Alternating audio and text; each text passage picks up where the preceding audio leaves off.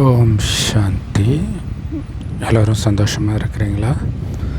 மகாபாரத போர் உண்மையிலே நடந்ததா? உண்மையிலே நடந்திருந்தா எப்போ நடந்தது? இல்லை, எப்போ நடந்ததெல்லாம் தெரியாது, ஆனால் உண்மையிலே நடந்துச்சு இப்படின்னு தான் எல்லா மதத்துலையுமே சொல்லிகிட்டு இருப்பாங்க. ஆனால் மகாபாரத போர் எப்போ நடந்தது அப்படிங்கிறதுக்கான சில தடயங்கள் மகாபாரதத்திலே இருக்கும். இல்லை, இவங்க வெளியில் தேடிட்டு இருக்கிறாங்க, மகாபாரதத்திலே இருக்கும். அதுக்கு உதாரணமாக மகாபாரத போருக்கு முக்கிய காரணமாக அமைகிறது திரௌபதி துகிலுரியும் படலம் தான். இல்லை, சோதாடும்போது மனைவியை வைத்து தர்மர் சோதாடுறாரு. அப்போ மனைவியை கூப்பிட்டு வர சொல்கிறாங்க. அப்போ திரௌபதி அவங்களுக்கு மாதவிடாய் காலம். ஸோ பெண்கள் முந்தைய தலைமுறை வரைக்குமே இது பழக்கமாக இருந்தது இல்லையா? மாதவிடாய் காலத்தில் பெண்கள் தனியாக தான் இருப்பாங்க. அது தூரம்னு கூட ஒரு வார்த்தையில் பயன்படுத்துவாங்க. அதாவது அவங்க தூரமாக விலக்கி வைக்கப்பட்டிருப்பாங்க, வீட்டுக்குள்ளே கூட வரமாட்டாங்க, தனி ரூமில் இருப்பாங்க. ஸோ அந்த மாதிரி தான் திரௌபதி இருப்பாள். அப்போ திரௌபதியை துச்சாதனன் இழுத்துட்டு வரோம். அவள் சொல்கிறா, நான் இந்த மாதிரி டைமில் இருக்கிறேன், என்னை விட்டுருன்ட்டு. அப்பயும் கேட்காம அவன் இழுத்துட்டு வரான். ஸோ இது தான் மகாபாரத போர் நடந்ததற்கு காரணம். மகாபாரத போர் எப்போ நடந்தது அப்படிங்கிறதுக்கான ஒரு முக்கியமான குறிப்புன்னு சொல்லலாம். ஏன்னா நமக்கு தெரியுது, முந்தைய ஜெனரேஷன் வரைக்கும் அந்த டைமில் பெண்களை தனியாக தான் வச்சுருப்பாங்க. பெண்களை யாருமே தொட மாட்டாங்க, ஆண்களும் தொட மாட்டாங்க, பெண்களும் தொட மாட்டாங்க, குழந்தைங்களும் தொட மாட்டாங்க. அவங்க தனியாக இருப்பாங்க. அவங்க தொடர் துணியை கூட மற்றவங்க தொட மாட்டாங்க. அவங்க மற்ற துணிகளை தொடவும் விட மாட்டாங்க. ஆனால் இன்றைக்கி எப்படி இருக்குது அப்படின்னா, இன்றைக்கி அப்படி கிடையாது இல்லை. அதுக்கு நிறைய காரணங்கள் இருக்குது. எல்லாமே கூட்டு கொடுத்தனம் கிடையாது. கூட்டு கொடுத்தனம்னா மற்றவங்க சமைப்பாங்க, இவங்க தனியாக இருக்கலாம். கூட்டு கொடுத்தனம் இல்லையே, இப்போ இவங்க தானே சமைச்சாகணும், அதனால் தனியாக இருக்க முடியாது. சரி, ஓகே. அடுத்தது காமம். ஏன்னா அதாவது தொடவே கூடாதுன்னும் போது எப்படி காமம் இருக்கும்? இல்லை, எல்லா மதத்துலையுமே அது தடை செய்யப்பட்டிருக்கும், மாதவிடாய் காலத்தில் காமம்ன்றது. ஆனால் இன்றைக்கி எப்படி இருக்குது உலகம் இல்லையா? மாதவிடாய் காலத்துதான் சேஃப் பீரியட், பெண் கருத்தரிக்க மாட்டாள் அப்படின்னு டாக்டர்கள் பேசுகிறதெல்லாம் நம்ம பார்க்குறோம். ஆனால் அது தப்பு கிடையாதுன்றதை திரும்ப திரும்ப பார்க்குறோம். ஸோ அதனால் மனிதர்கள் அந்த நேரத்திலும் காமத்தில் ஈடுபடுறாங்க. இது இல்லாமல் கள்ளத்தொடர்பு, இது இல்லாமல் பாலியல் குற்றங்கள் இல்லை, அந்த மாதிரி மாதவிடாய் காலத்தில் நடக்கிறது நாம் அடிக்கடி நியூஸில் பார்க்குறோம். ஸோ இதெல்லாம் இப்போ தான் நடக்குது. இதைத்தான் அங்கே மகாபாரதத்தில் காட்டியிருக்கிறாங்க. ஆனால் நாம் என்ன நினச்சிருக்கிறோம், இது எப்போவோ நடந்தது அப்படின்னு நினச்சிருக்கிறோம். ஆக்சுவலாக இந்த மாதிரி பாலியல் குற்றம், ஒவ்வொரு குற்றமும் இதில் பார்த்திங்கன்னா, திரௌபதி துச்சாதனனுக்கும் சரி துரியோதனனுக்கும் சரி அண்ணி இல்லை, அண்ணனுடைய மனைவி. அப்போ அண்ணனுடைய மனைவி இச்சையாக பார்க்கிறது அதுவும் இப்போ தான் நடந்துகிட்டு இருக்குது இல்லை? கள்ளத்தொடர்பு, அண்ணியோட கள்ளத்தொடர்பு, தங்கை முறை வருபவர்களோட கள்ளத்தொடர்பு, அல்லது சொந்த தங்கையோடவே தவறான தொடர்பு, இந்த மாதிரி விஷயங்கள் எல்லாம் இன்றைக்கி நடந்துகிட்டு இருக்குது நிறையா. இது ஒன்றும் ஒரு கதையாக பைபிளில் இருக்கும். தங்கச்சியோட காமத்தில் ஈடுபடுறது, அண்ணியோட காமத்தில் ஈடுபடுறது, மருமகளோட காமத்தில் ஈடுபடுறது ஒரு கதையாக இருக்கும். ஸோ அது நிறைய பேர் அது ஆபாச புத்தகம் அப்படி கிடையாது. அது காலத்தை குறிக்குது. எந்த காலத்தில் இது நடந்தது, இப்போ தான் அது நடந்துகிட்டு இருக்குது. இவங்க என்ன நினச்சிக்கோங்க, இதெல்லாம் அந்த காலத்தில் நடந்துச்சு தெரியுமா அப்படின்வாங்க. அதுவும் உண்மை தான். ஏன் அப்படின்னா, இது காலச்சக்கரம், 5000 வருட காலச்சக்கரம். இதில் என்ன நடக்குதோ அது திரும்ப திரும்ப நடக்கும். இதில் சத்யுகம், திரேதாயுகம், சொர்க்கம். அங்கே காமம்னா என்னென்னே யாருக்குமே தெரியாது. அதனால தான் இயேசு கிறிஸ்து குழந்தைகள் மாதிரி பரிசுத்தமாகாமல் உங்களால் சொர்க்கத்துக்கு போக முடியாதுன்னு சொல்லியிருப்பார். அந்த சொர்க்கத்தில் வாழ்ந்தவர்களை தான் இந்துக்கள் வந்து கோயில் கட்டி கும்பிட்றோம். அப்போ எவ்வளோ தூய்மையாக இருந்திருப்பாங்கன்னு யோசிச்சு பாருங்கள். கணவனும் மனைவியும் நமக்கு ஒரு வாரிசு வேணும்னு நினைக்கும் போது தான் மனைவி கர்ப்பமாவலை தவிர காமத்தினால் கிடையாது. அவ்வளோ பரிசுத்தமான உலகம். அது காரணம் ஆத்மான்ற உணர்வில் இருப்பாங்க. ஆத்மானா உயிர், அது பூர்வ மத்தியில் நட்சத்திரம் மாதிரி ஜொலிக்கினால் தான் இங்கே போட்டு வைக்கிற பழக்கம் இருக்குது. அந்த ஆத்மா தான் கண் வழியாக பார்க்குது, வாய் வழியாக பேசுது, அனைத்து காரியத்தையும் உடல் மூலமாக செய்துன்ற உணர்வு இயல்பாகவே சொர்க்கத்தில் எல்லோருக்குமே இருக்கும். அதனால தான் அங்கே காமமோ கோபமோ பற்று பேராசை அகங்காரம் போன்ற தனக்கோ பிறருக்கோ துக்கம் கொடுக்கக்கூடிய எந்த விஷயமும் நடக்காது. அதனால தான் சதா ஆனந்தமாக இருப்பாங்க. ஆனால் 2500 வருடம் கழிச்சு கொஞ்சம் கொஞ்சமாக ஆத்மான்றதை மறந்து உடல்ன்ற உணர்வுக்கு வரும்போது தான் இந்த காமம் கோபம் பற்று பேராசை அகங்காரம் இதெல்லாம் வருது, கொஞ்சம் கொஞ்சமாக வருது. அது உச்சத்தை தொடர்றது தான் கலியுகத்தின் இறுதி. அதுதான் இப்போ நடந்துகிட்டு இருக்குது. நம்ம சொன்னோம் இல்லையா, நடந்ததே தான் நடக்கணும். இதே மாதிரி இது வந்து ஒரு கல்பம்னு சொல்லுவோம். இதே மாதிரி முந்தைய கல்பத்துலேயும் ஒரு கலியுகம் வந்திருக்கோம்ல, அப்போ இதே மாதிரி உலகம் மோசமாக ஆகியிருக்கோம்ல. அப்போ நடந்தது தான் மகாபாரத யுத்தம். ஆனால் அது அப்போ நடந்ததுன்னா மீண்டும் நடந்ததே நடக்கும்னா என்ன அர்த்தம்? மறுபடியும் நடக்கும். ஸோ மகாபாரத யுத்தத்தில் என்ன நடந்துச்சு? பேரழிவு இல்லை, ஒட்டுமொத்த மனித இனத்தின் அழிவு. ரொம்ப ரொம்ப சொற்பமானவர்கள் தான் மீதி இருப்பாங்க. ஸோ அந்த மாதிரி தான் நடக்க போகுது இப்பையும். ஸோ அதுக்கு இயற்கை சீற்றமும் ஒரு காரணமாக இருக்கும், மனிதர்களுடைய யுத்தமும் ஒரு காரணமாக இருக்கும். இன்றைக்கி யுத்தங்களில் பேரழிவு நடக்கிறத பார்க்குறோம். இதெல்லாம் ஒரு ட்ரெய்லர் தான். கடைசியில் ஒரு செகண்டில் அணுகுண்டு போட்டோடனே டக்குன்னு எல்லோரும் காணாமல் போகிற மாதிரி, கொசு கூட்டம் மாதிரி ஆத்மாக்கள் எல்லாம் மேலே போகுன்றார். அந்த மாதிரி நடக்கும் இறுதியில். அதுக்காக தானே எல்லாம் சக்தி வாய்ந்த அணுகுண்டுகளை தயாரித்து இருக்கிறாங்க. அதை பயன்படுத்தக்கூடாதுன்னு சொல்லிக்கிட்டு இருக்கிற அதே நேரத்தில் பயன்படுத்திடுவோன்னு மிரட்டுறதும் நடந்துகிட்டு இருக்கிறத நாம் பார்க்குறோம். ஸோ எங்ககிட்ட டீலுக்கு ஒத்துக்கலைன்னா ஈரானே அழிச்சிடுவோன்னு அமெரிக்கா சொல்லுது. அப்படி ஒரு வேலை பண்ணிச்சுன்னா நாளைக்கு இதே தானே நமக்கும் நிலைமைன்னு மற்ற நாடு நினைக்கும்ல. அப்போ என்ன ஆகும்? அடுத்தது அமெரிக்காவுக்கு காலி பண்ணும்.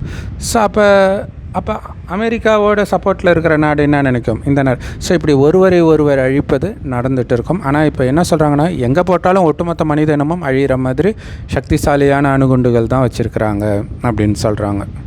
ஸோ ஏற்கனவே துஷ்யந்த் ஸ்ரீதர் ராமாயணம் 7000 வருடம் முன்பு நடந்தது அப்படின்னு அவருடைய புக்கில் எழுதினோடனே அதுக்கு நிறைய பேர் எதிர்ப்பு தெரிவித்தாங்க.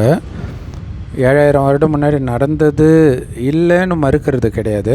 அதை பற்றி நாம் ஏன் ஆராய்ச்சி பண்ணணும்? ஏன்னா அது பக்தியை, அந்த நம்பிக்கையை கெடுக்குது அப்படின்ட்டு. பட் எனக்கே ஒரு நாள் உண்மை தெரிஞ்சு தானே ஆகணும். ராமாயணம் மட்டும் இல்லை, மகாபாரதம், பைபிள், குரானில் உள்ள ஒவ்வொரு கதைகளும் அப்படியே நடக்கலை, பட் வெவ்வேறு ரூபத்தில் இப்போ நடந்துகிட்டு இருக்குது. வீட்டுக்கு வீடு ராமாயணன்ற பேச்சு வழக்கு கூட இருக்குது இல்லையா? எல்லாமே இப்போ நடந்துகிட்டு இருக்குது. 5000 வருடம் முன்பும் நடந்தது. அப்போ தான் உலகழிவு ஏற்பட்டது. ஸோ அந்த மாதிரி அந்த குறிப்பாக காமம் சார்ந்த பாவங்கள் அதிகமாக இருக்கும் பொழுது தான் அந்த உலகழிவு ஏற்படுது. அது பைபிளில் கூட இருக்கும். லோத்து இருந்த ஊரை கடவுள் இதனால தான் அழிப்பார். அங்கே ஓரினச் சேர்க்கை அதிகமாகும். ஏன்னா ஓரினச் சேர்க்கை தான் தப்பு அப்படின்னு நினச்சிக்குவாங்க நிறைய பேர். கற்பழிப்பு தான் தப்புன்னு நினைப்பாங்க. அப்படி கிடையாது. அந்த கணவன் மனைவி காமம் தான் கொஞ்சம் கொஞ்சமாக அடிக்ட் பண்ணி பிறரிடம் அதை தேடும். அப்போ கள்ள தொடர்பாக மாறும். அது ஒரு டைமுக்கு மேலே ஒரு பைத்தியம் பிடிச்ச மாதிரி ஒரு உணர்வுக்கு வரும்போது அந்த ஓரினச் சேர்க்கை தேடும். ஆனால் அதுலேயும் திருப்தி ஆகாத பொழுது என்ன நடக்கும்ன்றதை நம்ம அடிக்கடி நியூஸில் பார்ப்போம். அந்த ஓரினச் சேர்க்கை தீவிரத்துக்கு போகும்போது அவங்க ஒரு பயங்கரமாக மனநிலை பாதிக்கப்பட்டு பயங்கரமான கொலைக்காரர்களாக மாறுறாங்க. பிணத்தோட காமம் ஈடுபடுறது, இந்த மாதிரி விஷயங்கள்லாம் போய் ஒரு மாதிரி பைத்தியம் பிடிச்ச மாதிரி ஆகிடுவாங்க. ஸோ அடுத்தடுத்த ஸ்டேஜுக்கு அதை அழைச்சிட்டு போயிடும்.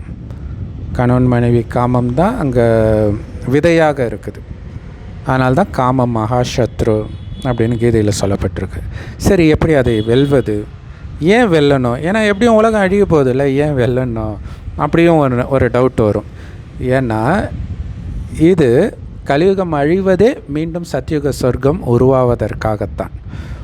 உலகமே அழியலாம், ஆனாலும் ஆத்மா அழியாது. அதனால தான் ஆத்மா வெட்ட முடியாது, எரிக்க முடியாது, நினைக்க முடியாதுன்னு கீதையில் சொல்லப்பட்டிருக்கும். ஆத்மாவில் இப்போ பாவம் நிரம்பி இருக்குது, அதனால் கலியுகத்தில் மாட்டிகிட்டு இருக்கிறோம். வரப்போகிற சொர்க்கத்தில் பிறக்கணுன்னா அந்த பாவத்தை இப்போ இந்த உடம்புல இருந்துக்கிட்டே நீங்கள் அழிக்கணும். எப்படி அழிக்கிறது? ஒரே வழி தான் இருக்குது, ரொம்ப ரொம்ப ஈஸியான வழி. அது என்ன அப்படின்னா, உடலை பார்ப்பதினால் தானே காமம் எல்லாம் வருது, நமக்கே உடல் உணர்வு வருது. உடலை பார்க்காதீங்க, நீங்கள் அழியக்கூடிய உடம்பு கிடையாது, இதை இயக்கக்கூடிய அழிவற்ற ஆத்மான்னு கடவுள் சொல்கிறார். ஆத்மானா உயிர், அது பூர்வ மத்தியில் நட்சத்திரம் மாதிரி ஜொலிக்கிறனால தான் இங்கே போட்டு வைக்கிற பழக்கம் இருக்குது. அந்த ஆத்மா தான் கண் வழியாக பார்க்குது, வாய் வழியாக பேசுது, அனைத்து காரியத்தையும் உடல் மூலமாக ஆத்மா தான் பண்ணுது. இந்த உடலின் டைம் முடிந்த பிறகு வேறு உடலை எடுத்து அதோடைய காரியத்தை பண்ணிக்கிட்டே தான் இருக்கும் நான் ஸ்டாப்பாக. அப்போ அந்த அழிவற்ற ஆத்மா தான் நீங்களே தவிர தற்காலிகமாக கிடைத்த இந்த உடல் நீங்கள் கிடையாதுன்ற முக்கியமான விஷயத்தை, முதல் விஷயத்தை இறைவன் சொல்கிறேன். இப்போ அனைத்து ஆத்மாக்களுக்கும் ஒரு தந்தை இருக்கிறார். ஒவ்வொருத்தருக்கும் ஒரு அப்பா இருப்பாங்க, அவங்களுடைய சொத்தை அனுபவிக்கிறோம். ஆனால் அனைத்து ஆத்மாக்களுக்கு ஒரு அப்பா இருக்கிறார், அவர் தான் கடவுள். அவரைத்தான் சிவ பரமாத்மான்னு இந்துக்களும், அல்லாஹ்னு முஸ்லீம்களும், பரமபிதான் கிறிஸ்தவர்களும் சொல்கிறோம். அவர் செம்பொன் நிறமான ஒளி உலகத்தில் நட்சத்திரம் மாதிரி இருக்கிறார். ஆத்மாக்களாகிய நாமளும் அங்கேருந்து தான் முதல்ல இந்த பூமிக்கு வரும். சொர்க்கமாக இருக்கும்போது சுகத்தை அனுபவிக்கிறோம், அப்புறம் நரகம் பாவம் செய்து நரகமாக மாற்றிடுறோம். கலியுகத்தின் இறுதியில் அந்த சிவபெருமான் தான் ஒரு வயோதிகர் உடலில் வந்து இந்த ஞானத்தை கொடுக்கிறார். நீங்கள் ஆத்மாவின் தந்தையாகிய சிவபரமாத்மா ஆகிய நான் எப்போவுமே பரிசுத்தமாக இருக்கிறேன். ஏன்னா அவர் உடலை எடுக்கிறது கிடையாது. உடல் எடுத்தால் தானே வர்றதுக்கு. தாயின் கர்ப்பத்தில் பிறக்கிறதே கிடையாது. எப்போவுமே ஆத்ம ஜோதி ஸ்வரூபமாகவே இருக்கிறனால தான் இந்த ஜோதி ஸ்வரூபத்தை தான் நம்ம லிங்க ஸ்வரூபமாக வழிபடுறோம். சிவனை தவிர மற்ற எல்லோருக்கும் உடல் தானே இருக்குது. இதுதான் சிவலிங்கத்துடைய உண்மையான அர்த்தம். அது தெரியாதனால நிறையா அறியாமையில் நிறைய தவறான அர்த்தங்களை சொல்கிறாங்க. ஸோ இப்போ அந்த இறைவனை நீங்கள் நினைக்க தான் ஆத்மான்ற உணர்வு வலுப்பெறும். ஸோ ஆத்மான்ற உணர்வு வந்து வலுப்பெறும் பொழுது காமம், கோபம், பற்று, பேராசை, அகங்காரம், சரீர கவர்ச்சி, கலியுக கவர்ச்சி எல்லாத்துலேருந்தும் புத்தி விலகும். உள்ளுக்குள்ளே இருந்தே ஆனந்தம் வரும். ஏன்னா ஆத்மாவுடைய உண்மையான குணம் ஆனந்தம். ஸோ அந்த ஆனந்தத்தில் தான் சொர்க்கத்தில் 2500 வருடம் நாம் இருப்போம். அதனால தான் இந்த காமம், கோபம், பற்று, பேராசை, அகங்காரம் போன்ற தவறான எண்ணங்கள் நமக்கு வராது. ஆத்மா டிப்ரெஷனுக்கு போகும்போது தான் இந்த மாதிரி எண்ணங்கள் வரும். இப்போ கூட பாருங்களேன், அந்த டிப்ரெஷன் வரும்போது தான் காமம் சார்ந்த எண்ணங்கள் மனிதனுக்கு வரும். ஸோ அதனால் இப்போ ஆத்மாவை ஆனந்தப்படுத்துவதற்கு பரமாத்மாவோடு புத்தியை நிரந்தரமாக இணைப்பதன் மூலமாகவே அது சாத்தியம். அதுக்கு பரமாத்மா எப்படி இருப்பார்னு தெரியணும். அது அந்த அறிமுகத்தை இறைவனே கொடுக்குறார். செம்பு நிறமான ஒளி உலகத்தில் நட்சத்திரம் மாதிரி, அதாவது செவ்வானத்தில் நட்சத்திரம் மாதிரி இறைவனை நினச்சிக்கிட்டே இருக்கணும். கூடவே இறைவன் ஒரு வயோதிகர் உடலில் வர்றது இந்த ஞானத்தை விதமாக தினம் சொல்லிகிட்டு இருக்கிறார். அதை வந்து முரளின்னு சொல்லுவோம். எல்லா பிரம்மகுமாரிகள் ராஜயோக தியான நிலையத்திலும் முற்றிலும் இலவசமாக கிடைக்குது. யூடியூப் வெப்சைட்ஸ்லேயும் இருக்குது. அது எல்லாமே நம்ம வாட்ஸ்அப் சேனலில் ரெகுலராக போஸ்ட் பண்ணுவோம். வாட்ஸ்அப் சேனல் லிங்க் இந்த வீடியோக்கு டிஸ்கிரிப்ஷனில் இருக்குது, அவசியம் ஜாயின் பண்ணுங்கள். ஸோ இறைவனுடைய அந்த வார்த்தை, மகா வாக்கியங்கள், அந்த முரளியை தினம் கேட்டதை திரும்ப மனதினால் அசப்போட உங்களுடைய குணமே மாறும். அப்படி மாற என்ன ஆகும் அப்படின்னா, உடல்ன்ற உணர்வையே மறப்பீங்க. அப்போ உலக அழிவு கூட உங்களை பயமுறுத்தாது, கவலைப்படுத்தாது. ஏன்னா இறைவனை தவிர யாருமே என்னுடையவர்கள் இல்லைன்ற உணர்வுக்கு வந்துடும். ஸோ அந்த பயிற்சியின் மூலமாக நீங்கள் அதை அடைவீங்க. பயிற்சி வந்து இறைவனை நினச்சிக்கிட்டே இருக்கிறது தான், வேறு ஒன்றுமே கிடையாது. ஸோ அப்போ உலகழிவின் போது எல்லாம் துடிப்பாங்க, ஆனால் நீங்கள் ஆனந்தத்தின் உச்சத்தில் இருப்பீங்க. ஏன்னா உள்ளேருந்து ஆனந்தம் வந்துடும். அது இல்லாமல் சொர்க்கத்தின் காட்சிகள் உங்களுக்கு கிடைக்க ஆரம்பிச்சிடும். அப்போ சொர்க்கத்திலே இருக்கிற மாதிரியே உங்களுக்கு உணர்வு இருக்கும். அப்போ ஆனந்தமாக உடலை விட்டு உயிர் பிரிந்து சொர்க்கத்தில் பிறவி எடுக்க ஆரம்பிப்போம். ஸோ அதற்காகத்தான் மகாபாரத யுத்தம் நடக்குது. 3rd World War தான் மகாபாரத யுத்தம். எதற்காக? சொர்க்கத்தை வர வைக்கிறதுக்காக. கரெக்டாக சொல்லணும்னா இந்த மகாபாரத போர் தான் சொர்க்க வாசல் இல்லையா? அப்போ சொர்க்க வாசல் திறக்குதுன்னா சந்தோஷமாக தானே இருக்கணும். அப்போ இந்த ரகசியமெல்லாம் தெரிந்து திரும்ப திரும்ப திரும்ப திரும்ப மனதுக்குள்ளே அசை போடும் பொழுது தான் உங்களுக்கு இங்கே இருக்கிற துக்கம் எதுவுமே துக்கத்தை கொடுக்காது, சுகத்தை மட்டுமே கொடுக்கும். ஓம் சாந்தி. தேங்க்ஸ் ஃபார் வாட்சிங்.